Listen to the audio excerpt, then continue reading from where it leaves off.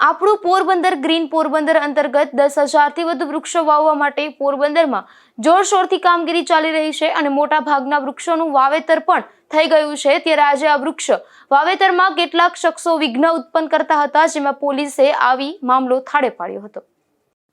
Indian Red Cross સોસાયટીના પોરબંદર તાલુકાના પ્રમુખ રામદેવભાઈ મોઢવાડિયા અને પાયોનિયર ક્લબના પ્રમુખ પ્રવીણભાઈ ખોરાવા તેમજ ધર્મેશભાઈ પરમાર સહિતની ટીમ દ્વારા સદભાવના ટ્રસ્ટની મદદથી પોરબંદર શહેરને હરિયાળું બનાવવા માટે 10,000થી વધુ વૃક્ષો વાવવાનું મહાઅભિયાન શરૂ કરવામાં આવ્યું છે।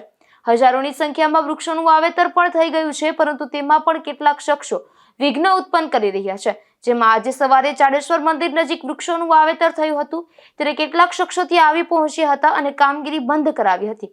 ત્યારે પોલીસને જાણ કરતા પોલીસની લોકલ ક્રાઇમ બ્રાન્ચની ટીમ અને કમલાબાગ પોલીસ ત્યાં આવી પહોંચી હતી અને વિઘ્ન કરનારા શખ્સોને સમજાવી મામલો થાળે પાડ્યો હતો।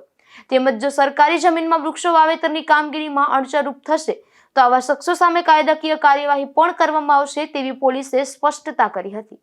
નિપુલ પોપટ સાથે અશોક થાનકી, ગુજરાત ન્યૂઝ, પોરબંદર।